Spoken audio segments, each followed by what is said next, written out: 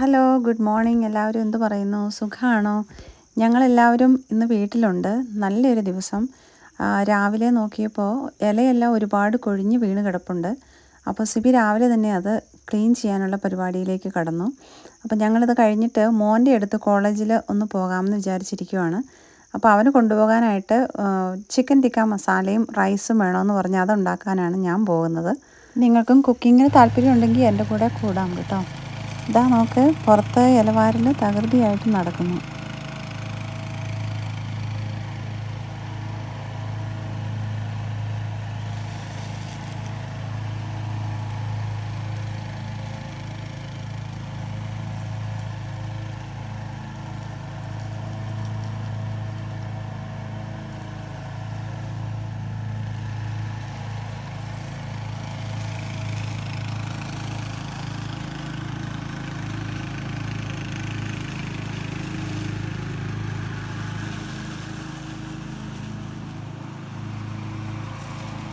പുറത്തെ പണികൾ അങ്ങനെ നടക്കട്ടെ. അപ്പം ഞാൻ എൻ്റെ പണികളിലേക്ക് കടക്കാമെന്ന് വിചാരിച്ചു.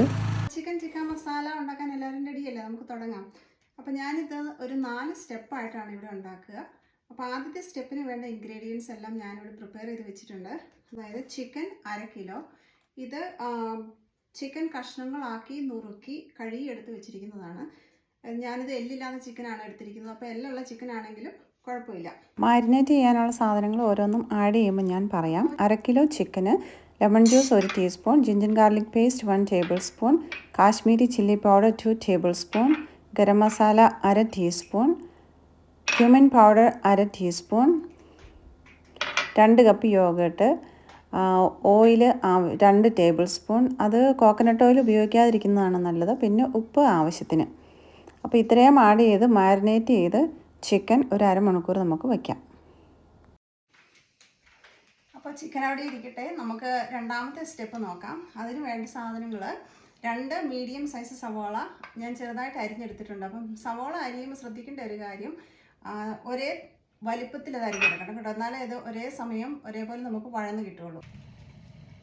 അപ്പോൾ ഞാനിവിടെ ഒരു മീഡിയം തീയിൽ ഒരു പാത്രം അടുപ്പത്ത് വെച്ചിട്ടുണ്ട്. അതിലേക്ക് 2 ടേബിൾ സ്പൂൺ എണ്ണ ഒഴിക്കുക. ഇതൊരു ഏകദേശ കണക്കാണ് കേട്ടോ. നിങ്ങൾക്ക് 2 ടേബിൾ സ്പൂൺ അളന്നൊഴിക്കണമെങ്കിൽ അങ്ങനെ ആകാം. അതിനുശേഷം ആ എണ്ണ ഇന്ന് ചൂടായി കഴിയുമ്പോൾ നമ്മൾ അരിഞ്ഞു വെച്ചിട്ടുള്ള സവാള ഇതിലേക്ക് ഇട്ട് നല്ല ഗോൾഡൻ ബ്രൗൺ ആകുന്നവരെ വഴറ്റിയെടുക്കാം.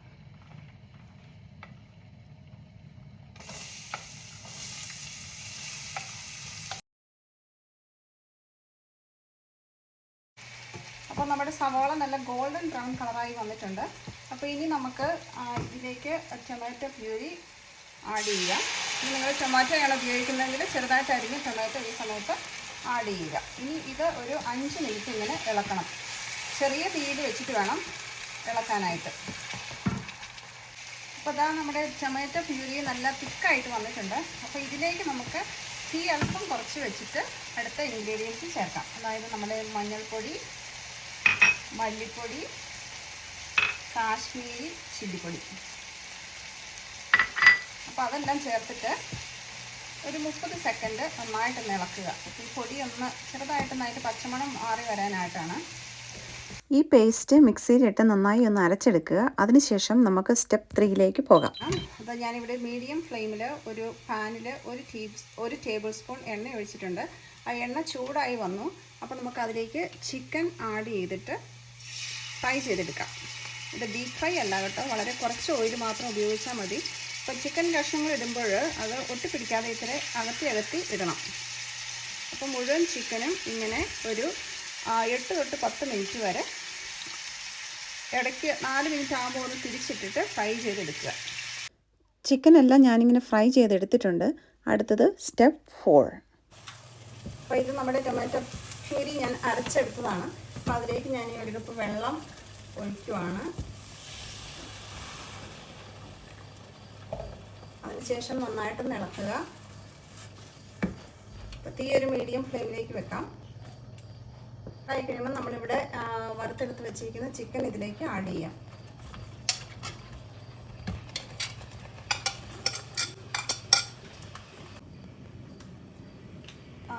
അപ്പോൾ ഇത് ഒരു 5 മിനിറ്റ് ആയിട്ടുണ്ട്. ഇനിയിപ്പോൾ നമുക്ക് തീ ലോ ഫ്ലെയിമിലേക്ക് വെച്ചിട്ട് ഈ ക്രീം ആഡ് ചെയ്യാം. ക്രീം നല്ല തിക്കാണ്. അപ്പോൾ ഇത് പതിയെ ഒന്ന് ഇളക്കി ചൂടാക്കി എടുക്കണം കേട്ടോ. അതിനുശേഷം നമുക്ക് ഈ ഉലുവയുടെ ഇല പൊടിച്ചത് ഇതിനകത്തേക്ക് ആഡ് ചെയ്യാം. അപ്പോൾ നിങ്ങൾക്ക് വെള്ളം കുറവാണെന്ന് തോന്നുവാണെങ്കിൽ നല്ല ചൂട് വെള്ളം ഇതിലേക്ക് ആവശ്യത്തിന് ഒഴിച്ചു കൊടുക്കാം. അപ്പോൾ ഇത് ആറി കഴിയുമ്പോൾ കുറച്ചുകൂടെ കുറുകും. അപ്പോൾ നിങ്ങൾക്ക് ഗ്രേവി ഇത്തിരിയോടെ വേണമെന്നുള്ളവരാണെങ്കിൽ കുറച്ച് ചൂടുവെള്ളം ഒഴിച്ച് ഗ്രേവി ശരിയാക്കി എടുക്കുക.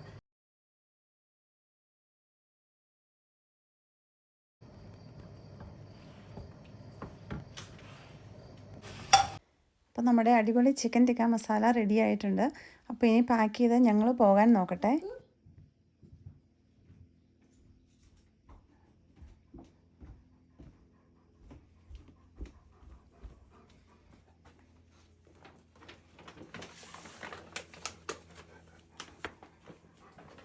ചേട്ടാ എടുത്ത് പോയിട്ട് വരാട്ടോ.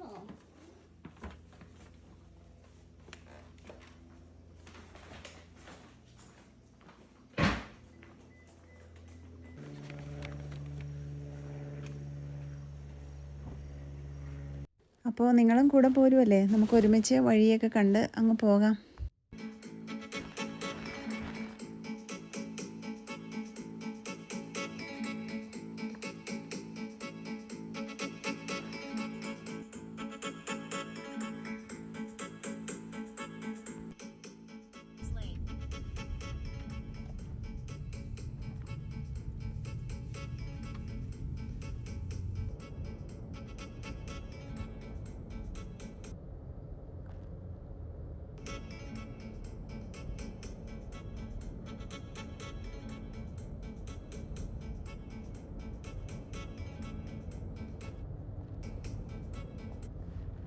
അപ്പോൾ ഹൈവേയിലെത്തിയപ്പോഴത്തേക്കും ഒരുവിധം നല്ല തിരക്കുണ്ട് രാവിലെ.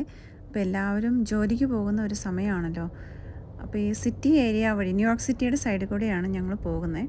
അപ്പോൾ അതുകൊണ്ട് ആ സമയത്ത് നല്ലൊരു തിരക്കുള്ള സമയമാണ്. ഇങ്ങോട്ട് വന്നപ്പോൾ അന്തരീക്ഷം കുറച്ചൊരു മൂടലുണ്ട്, എന്നാലും കുഴപ്പമില്ല.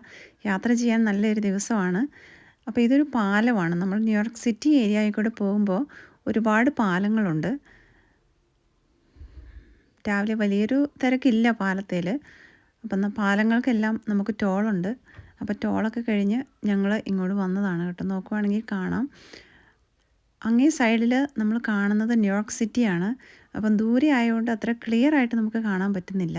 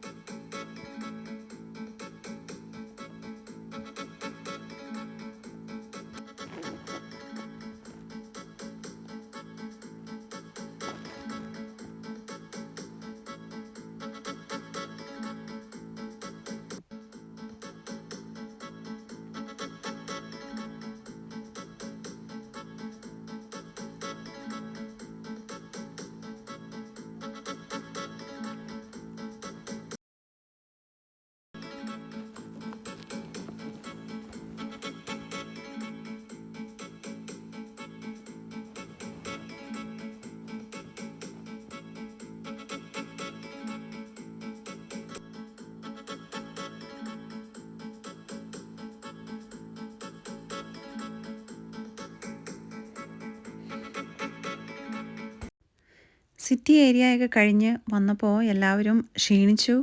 അപ്പം ഞങ്ങളിവിടെ റോഡിൻ്റെ സൈഡുകളിൽ റെസ്റ്റ് ഏരിയ ഉണ്ട്. അപ്പോൾ അവിടെ നമ്മൾ പോവുകയാണെങ്കിൽ ബാത്റൂമുണ്ട്, അത്യാവശ്യം കഴിക്കാനായിട്ട് കാപ്പി സ്നാക്സൊക്കെ കിട്ടും. അവിടെ ഒരു ATM ഉണ്ട്, പൈസ ആവശ്യമുള്ളവർക്ക് എടുക്കാം. അതുപോലെ ചുവരുകളൊക്കെ വളരെ വൃത്തിയായിട്ട് നല്ല ഭംഗിയായിട്ട് അലങ്കരിച്ച് വെച്ചിട്ടുണ്ട്. എല്ലായിടത്തും തന്നെ ഐ ലവ് ന്യൂയോർക്ക് എന്നുള്ള ഒരു സൈൻ നമുക്ക് വഴിനീളെ കാണാൻ പറ്റും. ഇവിടെ ആൾക്കാരിങ്ങനെ വന്നും പോയും ഇരിക്കുന്നു. ഇത് വളരെ സൗകര്യമാണ്. നമ്മൾ ദൂരെ യാത്ര ചെയ്യുമ്പോൾ ഇങ്ങനെയുള്ള സ്ഥലങ്ങൾ നമ്മൾക്ക് ഒത്തിരി സഹായകരമാണ് കേട്ടോ. ഇങ്ങനെ ചെറിയൊരു വിശ്രമമൊക്കെ കഴിഞ്ഞ് നമ്മൾ വീണ്ടും യാത്ര തുടരുവാണ്.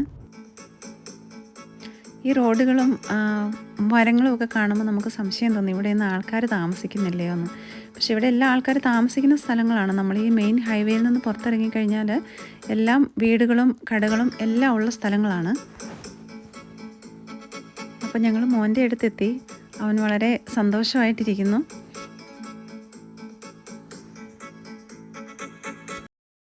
അടുത്തുള്ള ഒരു റെസ്റ്റോറൻറ്റിൽ ലഞ്ച് കഴിക്കാൻ തീരുമാനിച്ചു.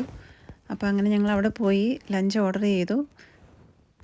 ഞങ്ങളൊരു ഫാമിലി ലഞ്ചാണ് ഓർഡർ ചെയ്തത്. അതിൽ ഫ്രഞ്ച് ഫ്രൈസ്, കോൾസ്ലോ, ഇത് ക്യാബേജ് കൊണ്ട് ഉണ്ടാക്കിയ ഒരു വിഭവമാണ്, മക്രോണി ആൻഡ് ചീസ്.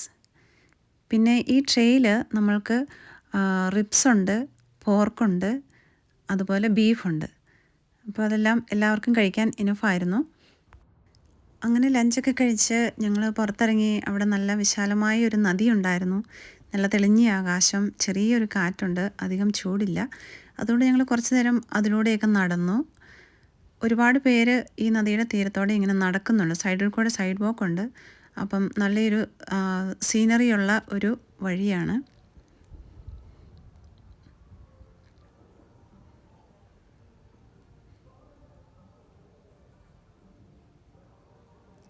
അപ്പം അങ്ങ് അകലെ നിങ്ങൾക്ക് കാണാം ഒരു പാലമുണ്ട്. അപ്പം അതിൽ കൂടെ ഇങ്ങനെ വണ്ടികൾ പോകുന്നുണ്ട്. അപ്പോൾ നോക്കിയപ്പം ദേ നല്ല തെളിഞ്ഞ നീലാകാശത്തെ ഒരു പ്ലെയിൻ പോകുന്നു. എന്ത് ഭംഗിയല്ലേ കാണാനായിട്ട്. നമ്മൾ പണ്ടൊക്കെ താഴെ നിന്ന് മുകളിൽ കൂടെ വിമാനം പോകുന്നത് ഇങ്ങനെ നോക്കി കാണുന്ന കാര്യങ്ങളൊക്കെ നമുക്ക് ഓർമ്മ വരുവേ. അതിനുശേഷം മോനെ തിരിച്ച് താമസിക്കുന്ന സ്ഥലത്ത് ഞങ്ങൾ ഡ്രോപ്പ് ചെയ്തു. അപ്പോൾ അവന് പോയിട്ട് ഒന്നോടെ തിരിച്ചു പോരുവാണ്. പോകുമ്പം നമുക്ക് സങ്കടമാണ് ബൈ ബൈ പറഞ്ഞ് പോകാനായിട്ട്. അതുകൊണ്ട് തിരിച്ചു വന്ന് ഒന്നോടെ യാത്ര പറഞ്ഞ് ഞങ്ങൾ പിരിഞ്ഞു.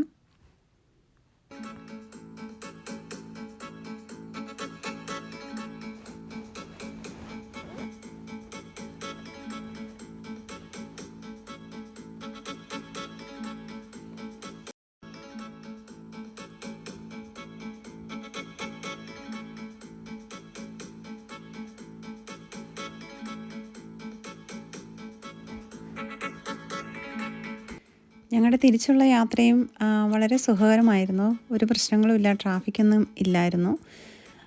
പെട്ടെന്ന് എത്തിയ പോലെ തോന്നി. ഞങ്ങൾ ഇടയ്ക്കൊന്നും നിർത്തേണ്ടി വന്നില്ല, അങ്ങനെ ക്ഷീണമൊന്നും തോന്നിയില്ല.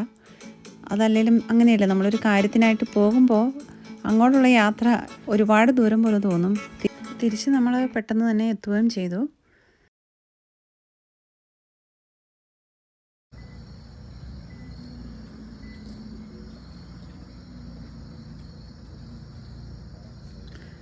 അങ്ങനെ ഇന്ന് വളരെ നല്ലൊരു ദിവസമായിരുന്നു. നമ്മൾ രാവിലെ ക്ലീൻ ചെയ്തിട്ട് പോയ മരത്തിൻ്റെ ചുവട്ടിൽ വീണ്ടും ഇലകളൊക്കെ കുറച്ചുകൂടെ വീണിട്ടുണ്ട്.